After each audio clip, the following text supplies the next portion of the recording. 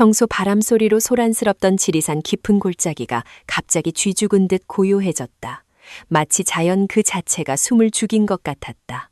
아버지의 모닥불 피울 마른 나뭇가지를 찾던 10살배기 소년 하주는 까닭 모를 소름을 느꼈다. 막 집으로 돌아가려던 참에 까마귀 한 마리가 낮게 날며 경고하듯 울부짖었다.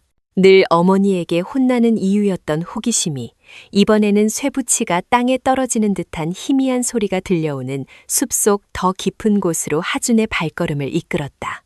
무성한 나무들 사이에서 하준은 그를 얼어붙게 만든 무언가를 발견했다.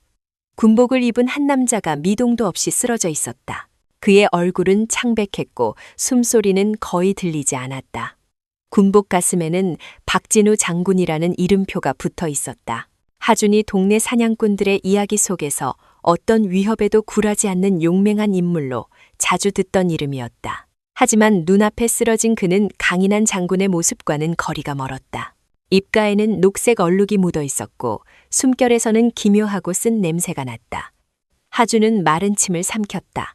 할아버지로부터 상처 없이 몸을 무력하게 만들 뿐인 독에 대해 들은 적이 있었다. 하지만 누가 감히 장군을 독살하려 한단 말인가? 숲은 다시 술렁이기 시작했다. 그러나 이번에는 위험을 경고하는 속삭임처럼 들렸다. 하준은 초조하게 주위를 둘러보았다. 그는 덤불 뒤에서 한때 장군의 동료였던 그림자들이 그들의 희생양이 다시는 깨어나지 못하도록 지켜보고 있다는 사실을 알지 못했다. 하준은 한 가지를 깨달았다. 만약 이곳에 계속 머무른다면 다음 목격자나 표적이 될지도 모른다. 하지만 장군을 혼자 내버려 두는 것은 그를 죽게 내버려 두는 것과 같았다. 하준의 가슴이 세차게 뛰었다. 두려움과 맞서 싸울 것인가? 아니면 뒤도 돌아보지 않고 집으로 도망칠 것인가 선택해야 했다. 하준은 박진우 장군의 창백한 얼굴을 바라보며 자신의 숨을 고르려 애썼다. 장군님, 혹시 들리시면 그냥 도와드리고 싶어서 그래요. 남자가 완전히 의식을 잃었을지도 모른다고 생각하면서도 그는 속삭였다. 작고 떨리는 손으로 하준은 자신의 청가방에서 물병을 꺼냈다. 그는 장군의 입술에 물을 조금 떨어뜨렸다. 어떤 종류의 독이 남자의 몸에 퍼지고 있는지 몰랐지만 이 물이 조금이라도 도움이 되기를 바랐다. 갑자기 등 뒤에서 나뭇가지가 부러지는 소리가 들렸다. 하준은 즉시 몸을 돌렸다. 심장이 웃는 것 같았다. 작은 노루 한 마리가 지나갈 뿐이었다. 하지만 그 소리는 이 탁 트인 곳에 머무는 것이 얼마나 위험한지 깨닫게 하기에 충분했다. 그는 주위를 둘러보았다. 나뭇잎 그림자들이 마치 자신을 엿보는 사람의 실루엣처럼 보였다. 그는 그 그림자 중 일부가 진짜라는 것을 아직 몰랐다. 자신들의 어두운 계획이 성공했는지 조용히 확인하는 사람들이었다. 하준은 장군의 팔을 잡아 열린 길에서 조금이라도 벗어나게 하려고 애썼다. 거대한 몸은 너무 무거워 하준의 두 발 뒤꿈치가 모래 섞인 흙에 쓸렸다.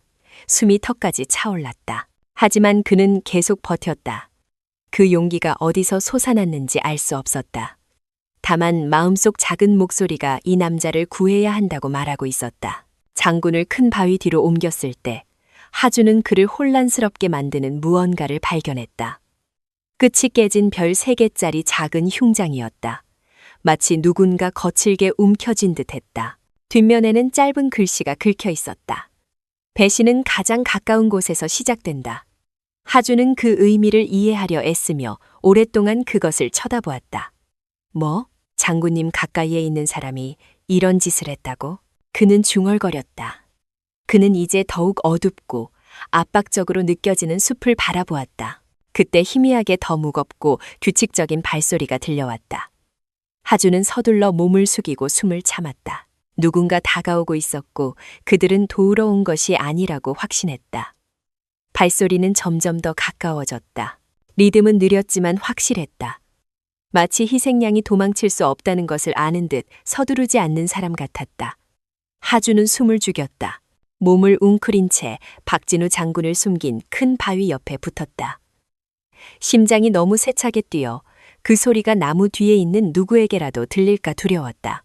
나뭇잎 사이로 검은 군화 한 쌍이 그가 숨은 곳에서 멀지 않은 곳에 멈추는 것이 보였다. 그가 보이지 않는 누군가에게 말했을 때 목소리는 중저음이었고 무겁고 차가웠다. 그는 죽었어야 해. 그 독은 전에도 실패한 적이 없었는데 멀리서 누군가 대꾸했다. 그의 목소리는 더 젊고 초조하게 들렸다. 만약 그가 아직 살아있으면 어떡합니까? 아직 살아있다면. 첫 번째 목소리가 말했다. 우리가 그가 기지로 돌아갈 틈을 주지 않으면 돼. 하준은 몸을 떨었다. 그는 여전히 움직이지 않는 박진우 장군을 바라보았다. 무심코 그의 손은 아까 발견한 흉장을 꽉 쥐고 있었다. 마치 그것이 용기를 주는 것 같았다. 그는 한 가지를 알았다. 이 사람들이 진짜 범인이라는 것을. 발소리는 멀어지기 시작했지만 하준이 안심할 만큼 충분히 멀어지지는 않았다. 그는 그들의 소리가 완전히 사라질 때까지 기다렸다. 그제야 그는 긴 숨을 내쉴 수 있었다. 무릎에 힘이 풀렸다. 하지만 그는 억지로 몸을 일으켰다. 그들이 돌아오기 전에 빨리 움직여야 했다. 하준은 장군의 뺨을 가볍게 두드렸다. 장군님, 제발 일어나세요. 저 혼자서는 장군님을 지킬 수 없어요. 반응이 없었다. 하지만 이번에 하준은 무언가를 보았다. 장군의 손가락이 마치 허공을 잡으려는 듯 조금 움직였다. 좋아요. 아직 포기하지 않으셨군요. 하준이 나지막이 말했다. 그는 온갖 두려움을 안고 한 가지를 결심했다. 박진우 장군을 숲동 쪽에 있는 할아버지의 낡은 오두막으로 데려가는 것이었다. 그곳에는 독을 억제할 수 있을지도 모르는 약초들이 있었다. 문제는 단 하나였다. 그곳에 도착하려면 배신자들이 방금 지나간 길을 통과해야 했다. 하준은 억지로 장군의 몸을 일으켰다. 비록 그의 작은 어깨에 기댄 채 간신히 몸을 가누게 하는 정도였지만 축축한 숲의 흙이 하준의 발걸음을 무겁게 만들었다. 하지만 그는 계속 앞을 바라보았다.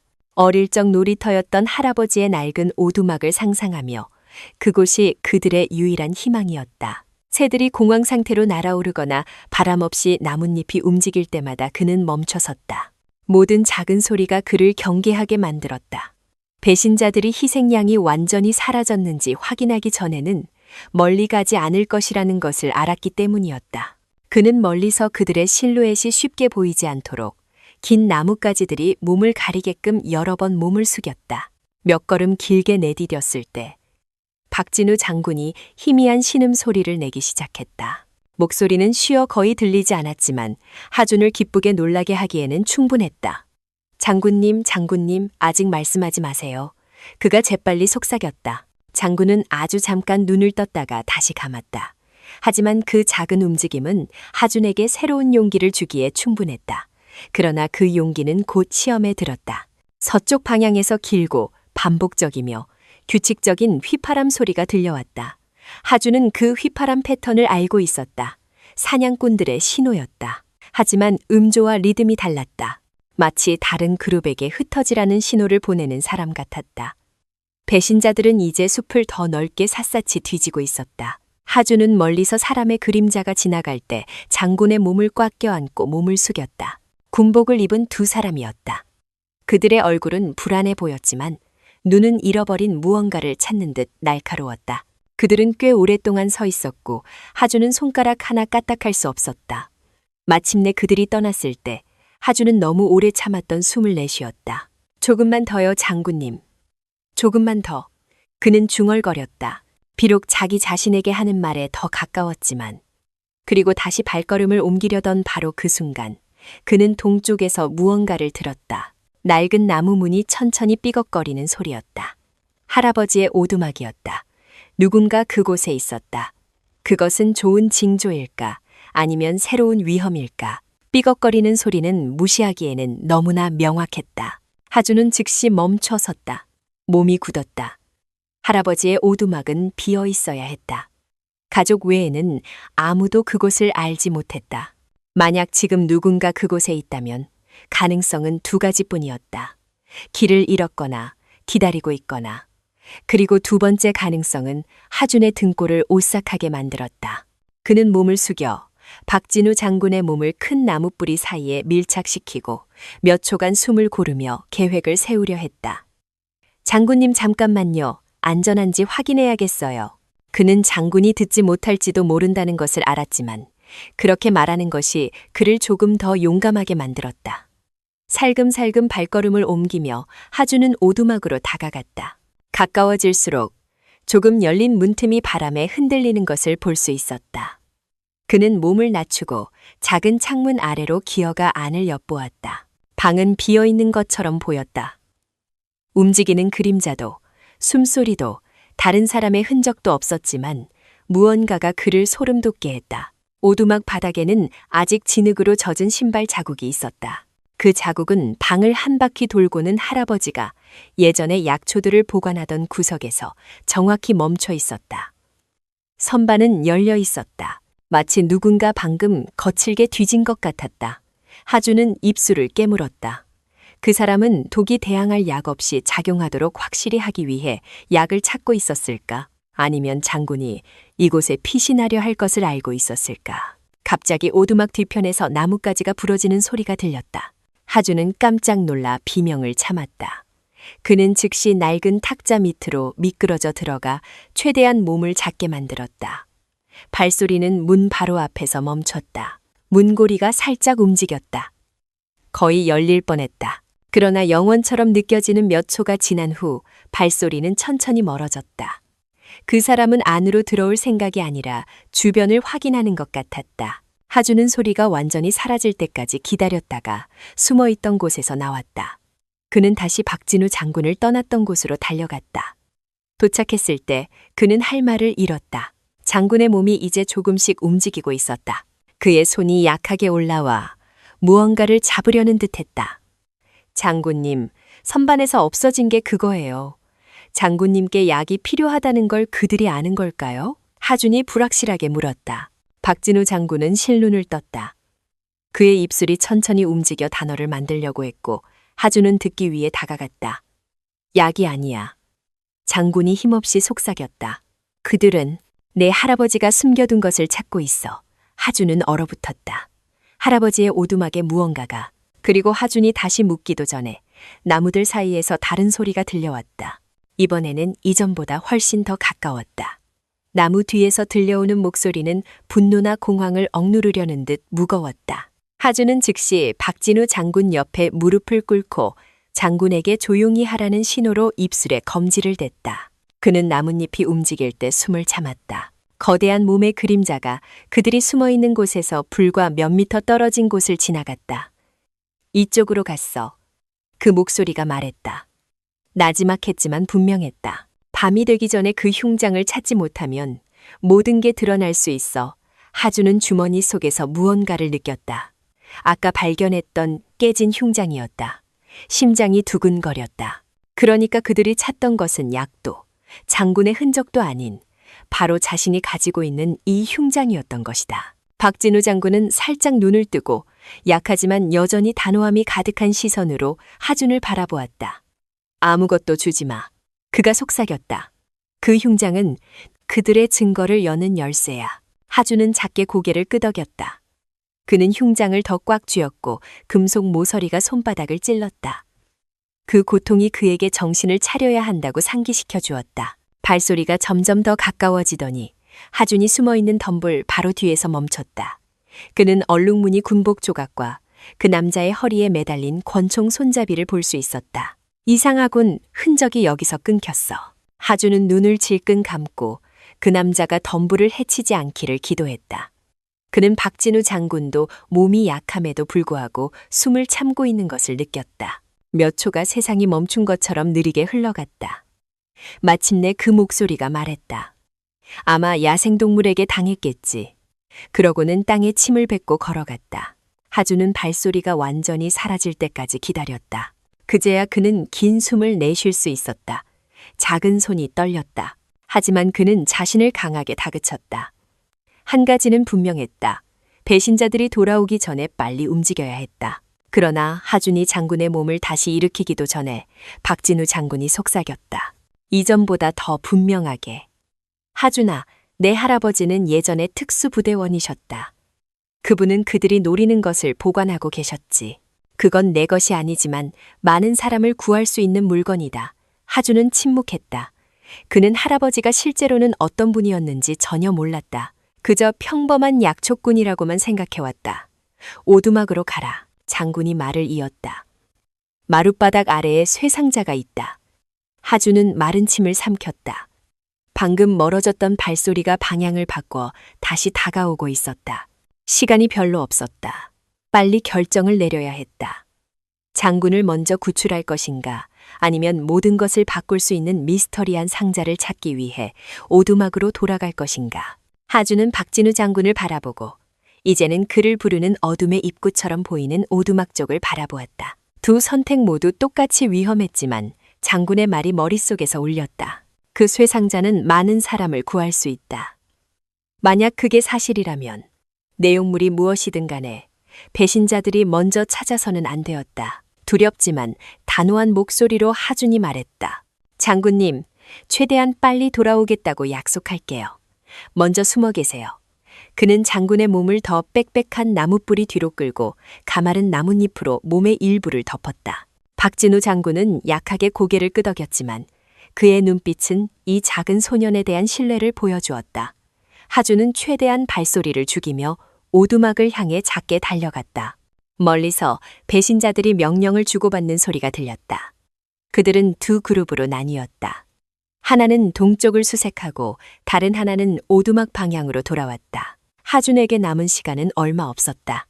오두막에 도착하자마자 그는 문을 천천히 밀었다. 나무 삐걱거리는 소리가 다시 들려 소름이 돋았다. 그는 낡은 나무 바닥을 따라가며 할아버지가 무언가를 숨길 때 자주 그랬던 것처럼 하나씩 두드려 보았다. 툭, 툭, 툭, 툭. 그러다 한 지점에서 소리가 다르게 들렸다. 더 묵직하게, 바로 여기였다. 하주는 바닥 위에 낡은 돗자리를 치웠다. 떨리는 손가락으로 그는 헐거운 나무 판자를 들어 올려 그 아래에 작고 어두운 공간을 열었다. 그곳에는 장군이 말한 대로 구석에 작은 별 상징이 있는 검고 칙칙한 쇠상자가 있었다. 하지만 하준이 그것을 들어 올리려는 바로 그 순간 발소리가 빠르게 다가왔다. 누군가 밖에서 소리쳤다. 오두막을 다시 확인해. 그 꼬마가 이리로 온 게 틀림없어. 하준은 숨이 비었다. 그는 상자를 바라보았다. 그리고 밖에서 발로 차여 흔들리기 시작하는 오두막 문을 보았다. 그는 문으로 나가면 도망칠 시간이 없다는 것을 알았다. 당황했지만 재빨리 하준은 쇠상자를 들고 마룻바닥 밑으로 미끄러져 들어가 안에서 다시 닫았다. 공간은 좁고 어둡고 먼지투성이었다. 하지만 누구의 시선도 피하기에는 충분했다. 오두막 문이 마침내 거친 소리와 함께 열렸다. 몇몇 사람들이 들어와 방을 어지럽혔다. 하준은 기침을 참고 숨을 참고 거의 울음을 터뜨릴 뻔한 두려움을 참았다. 이상하군. 그들 중 하나가 말했다. 바닥이 누가 열어본 것 같아. 하준은 입술을 깨물고 아무도 그가 숨어있는 바닥의 작은 틈을 보지 않기를 기도했다. 그리고 그 긴장 속에서 그는 피가 얼어붙는 듯한 말을 들었다. 만약 꼬마가 흉장을 가지고 있다면 산채로 잡아 윗분께서 장군을 꿰어낼 미끼로 쓰길 원하셔. 하준은 쇠상자를 꽉 껴안았다. 마치 그 차가운 물체가 온몸의 떨림을 멈출 수 있는 유일한 것인 양. 마룻바닥 틈새로 그는 배신자들의 그림자가 서성이는 것을 보았다. 그들의 군화가 오두막 바닥을 쿵쿵 울려 먼지가 날아올라 하준의 얼굴에 떨어졌다. 그는 그것을 닦아낼 엄두도 내지 못했다. 아주 작은 소리라도 죽음을 부를까 두려웠기 때문이다. 그들 중 하나가 이전에 이미 뒤져진 약초 선반을 주시하며 쭈그리고 앉았다. 상자가 여기 없는 게 확실해? 장군 놈의 흔적은 서쪽 숲으로 향했어. 하지만 내 감이 안 좋아. 다른 사람이 짜증 섞인 투로 대답했다. 우선 흉장부터 찾아. 그거 없으면 증거를 파기할 수 없어. 하주는 마른 침을 삼켰다. 그러니까 이 흉장과 상자는 서로 관련이 있는 것이었다. 어떻게 연관되어 있는지는 아직 몰랐지만 그는 둘 다 자신이나 심지어 장군 자신보다 훨씬 더 큰 무언가의 일부라고 확신했다. 갑자기 그들 중 하나가 하준의 머리 바로 위 바닥을 찼다. 판자가 심하게 흔들려 거의 품에 안고 있던 쇠상자를 놓칠 뻔했다. 바닥이 헐거워. 밑을 확인해봐. 그 남자가 소리쳤다. 하준은 얼어붙었다. 끝이었다. 그러나 판자가 들춰지기 전에 오두막 밖에서 다른 소리가 들려왔다. 숲의 정적을 깨는 단 한 발의 총성이었다. 배신자들은 순간적으로 조용해졌다. 저게 뭐지? 누가 쏜 거야? 하지만 그들 중 가장 위험 있어 보이는 남자가 손을 들어 공황을 멈추게 했다. 진정해. 공격이 아니야. 서쪽 부대의 신호다. 핏자국을 발견했어. 장군이 아직 살아있다. 그들은 모두 서둘러 밖으로 나갔고 바닥을 더 확인하지 않은 채 오두막을 떠났다. 문은 열린 채로 바람에 천천히 흔들렸다. 하주는 몇 초 더 가만히 있다가 마침내 덮개 판자를 밀고 천천히 나왔다. 숨이 가빴고 다리에 힘이 풀렸다. 하지만 그는 지금 멈출 수 없다는 것을 알았다. 그는 배신자들이 떠난 길과 반대 방향인 박진우 장군을 남겨둔 곳을 번갈아 보았다. 만약 배신자들이 장군이 살아있다는 것을 안다면 틀림없이 그쪽으로 향할 것이었다. 하주는 쇠 상자를 움켜쥐고 있는 힘껏 달렸다. 장군이 있던 장소에 가까워졌을 때 그의 가슴이 조여왔다. 그곳은 비어 있었다. 박진우 장군이 사라졌다. 하주는 멈춰섰다. 숨이 끊어질 듯했다. 그가 박진우 장군을 숨겼던 곳은 이제 흩어진 나뭇잎으로 가득했다. 핏자국도 끌린 자국도 저항의 흔적도 없었다. 마치 장군이 그냥 사라져 버린 것 같았다. 장군님, 하준이 나지막이 불렀다. 비록 그 소리가 숲에 삼켜질 뿐이라는 것을 알았지만 그는 몸을 숙여 할아버지가 가르쳐 주셨던 것처럼 땅을 유심히 살폈다. 나뭇가지들 사이에서 그는 거의 보이지 않는 무언가를 발견했다. 북쪽으로 향한 가벼운 신발 자국이었다. 하주는 눈을 가늘게 떴다. 그것은 배신자들의 크고 무거운 군화 자국이 아니었다. 이 자국은 더 작고 더 가벼웠다. 마치 흔적을 남기지 않으려고 애쓴 사람의 것 같았다. 아마 다른 사람이 장군을 먼저 발견한 사람이 있었을지도 모른다. 하지만 누구일까? 친구일까? 아니면 새로운 위협일까? 하준이 그 흔적을 따라갈 때 갑자기 덤불 뒤에서 희미하지만 충분히 분명한 목소리가 들려왔다. 하준아, 쉬고 끊어지는 목소리였지만 너무나 익숙했다. 하준은 즉시 나뭇잎을 헤치고 나무줄기에 기대어 있는 박진우 장군을 발견했다. 그의 숨은 가빴지만 이전보다 안정적이었다. 장군님, 그들에게 잡혀가신 줄 알았어요. 하준은 무릎을 꿇고 주저앉으며 쇠 상자를 옆에 내려놓았다. 박진우 장군은 약하게 미소 지었다. 그들이 아니었다. 이 산에 사는 분이 나를 도와주셨다. 그분들이 네가 저 상자를 들고 가는 걸 봤어. 내가 적이 아니라는 걸 아신 거지. 하준은 안도의 한숨을 쉬었다. 하지만 장군은 그를 진지하게 바라보았다. 그 상자를 열어보아라. 떨리는 손으로 하준은 녹슨 잠금 장치를 열었다. 안에는 비밀 문서 더미, 사진들, 그리고 붉은 표시로 가득한 지도가 들어 있었다. 이것이 그들의 배신에 대한 증거다. 박진우 장군이 말했다. 내 할아버지께서 나를 위해 보관해 주셨지만 내가 너무 늦었지. 그들은 예전에 할아버지를 노렸었다. 지금 나를 노리는 것처럼. 하주는 그 문서를 움켜쥐고 갑자기 그의 나이에는 너무나 큰 책임감을 느꼈다. 하지만 박진우 장군이 그의 어깨에 손을 얹었다. 너는 나를 구했고 아마도 이 나라를 구한 것일지도 모른다. 멀리서 목소리들이 들려왔다. 점점 더 가까워지며 배신자들이 다시 숲을 샅샅이 뒤지고 있었다. 하주는 장군을 바라보며 남은 두려움을 삼켰다. 장군님, 이제 저희는 어떻게 해야 하죠? 박진우 장군은 숲속 깊은 곳을 바라보았다. 그의 눈은 다시 한번 지도자의 단호함으로 불타올랐다. 우리는 살아남고 그리고 반격한다.